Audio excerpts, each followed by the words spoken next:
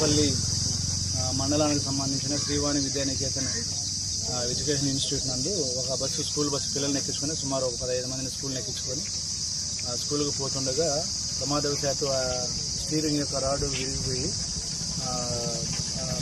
Bus బోల్తా పడినది. ఆ బోల్తా పడిన విషయంలో ఒక పాప భవిష్య అనే పాప చనిపోయింది, అక్కడ చనిపోయింది. మిగతా వాళ్ళందరూ కూడా గాయాలు తగలబడ్డాయి.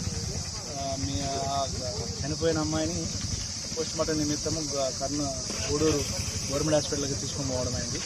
ఈ విషయంపై కేసు నమోదు చేసి దర్యాప్తు చేయడమైనది. తర్వాత ఉన్న విషయాలు తెలియబడతాయి.